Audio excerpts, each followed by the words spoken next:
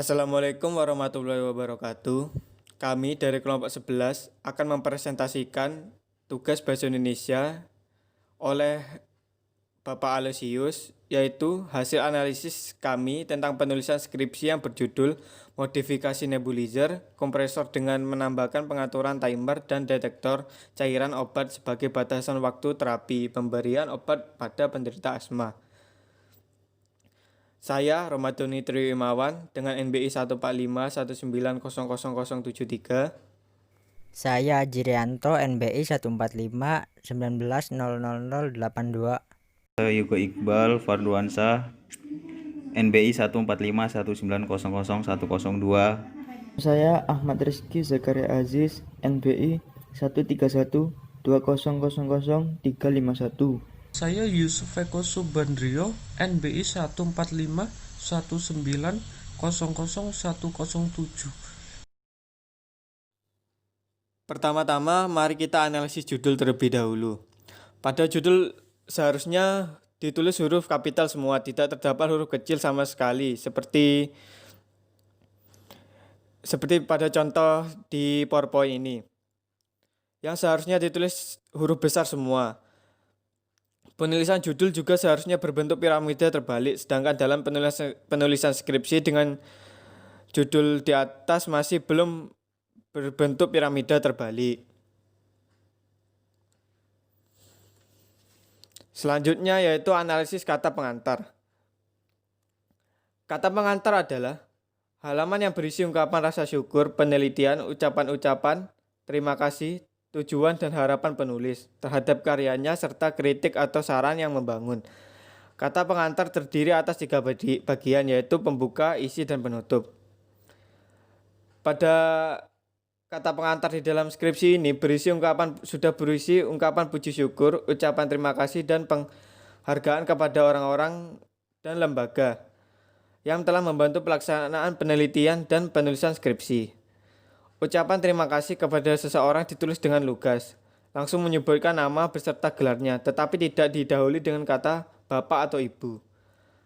Pada kata pengantar skripsi ini, terdapat pernyataan bahwa skripsi masih terdapat banyak kesalahan atau kekurangan.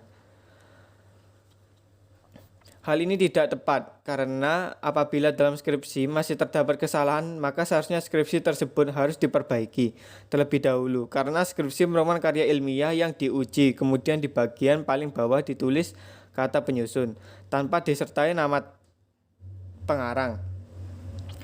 Hal ini sudah terdapat dalam skripsi dan sudah sesuai dengan kaidah penulisan.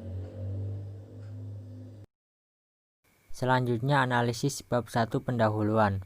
Gaya bahasa yang digunakan dalam latar belakang mengemukakan permasalahan dari lingkup umum, lalu mengerucut hingga ke permasalahan utama.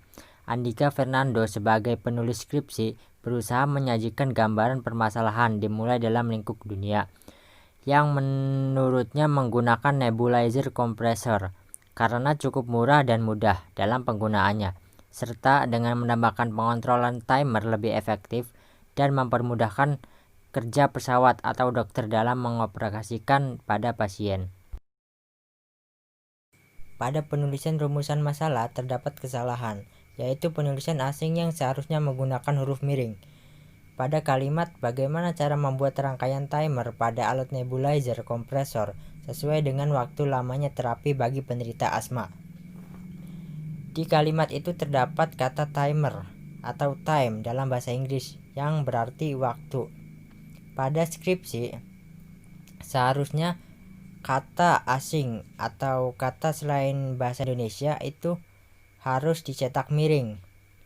Jadi, kata timer pada kalimat tersebut itu harus dicetak miring seperti yang di bawah ini.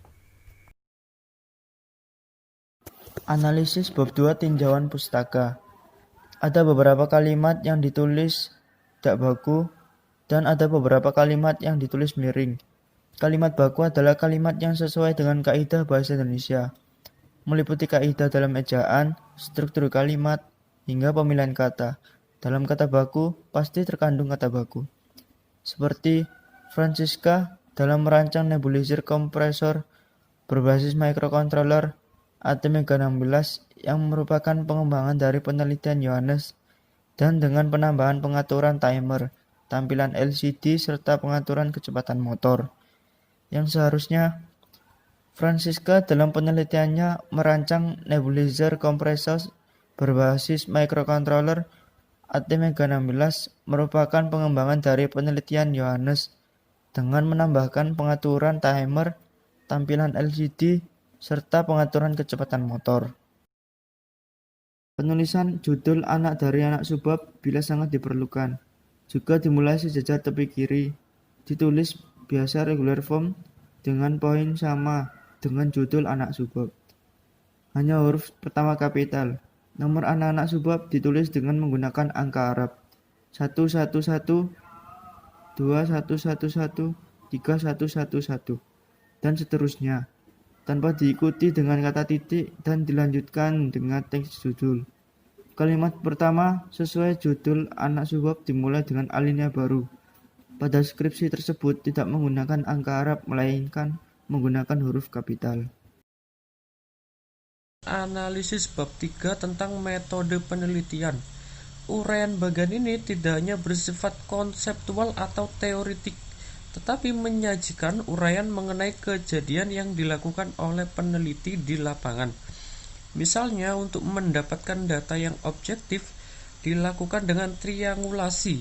Secara teoritik ada 4 macam triangulasi, yaitu yang pertama metode, yang kedua sumber, yang ketiga peneliti, dan yang keempat teori. Namun, penggunaan triangulasi sendiri juga tergantung kebutuhan materi yang disampaikan oleh peneliti.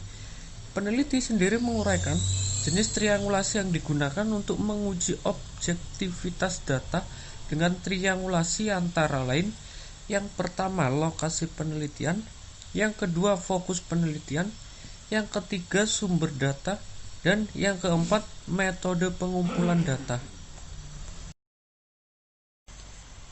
Analisis bab 4 tentang hasil dan pembahasan.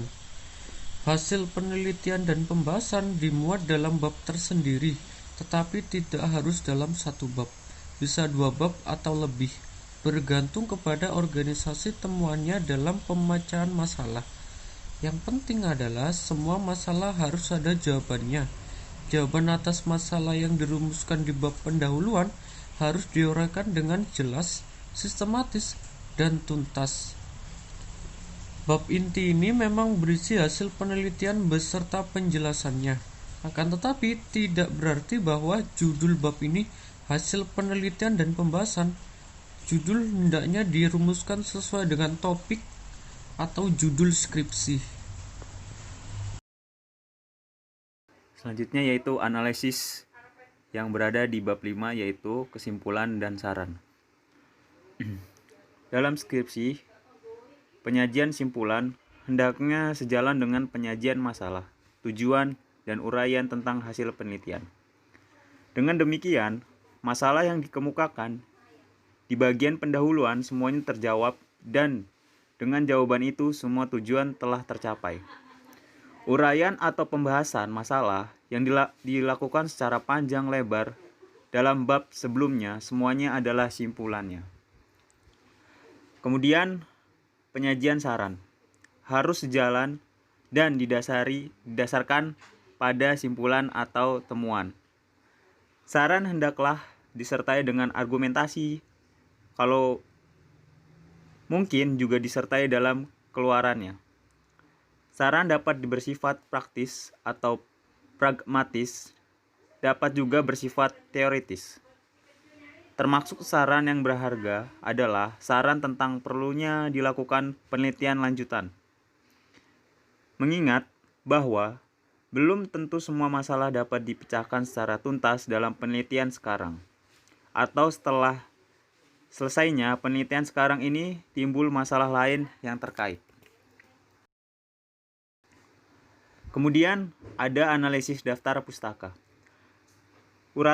Uratan buku atau informasi situs internet atau sumber lain. Daftar pustaka adalah daftar buku atau referensi yang dijadikan rujukan dalam menulis skripsi.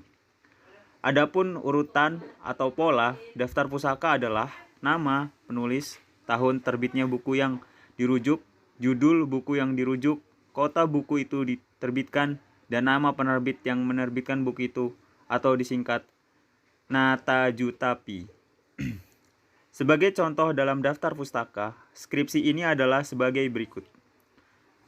Noto ed Mojo 2005, Pendidikan, Kesebatan, dan Ilmu Perilaku. Bineka dalam daftar pusaka skripsi tersebut hanya menulis judul buku saja. Sekian dari kelompok kami. Mohon maaf kalau ada kata-kata yang salah. Wabillahi taufiq wal hidayah. Wassalamualaikum warahmatullahi wabarakatuh.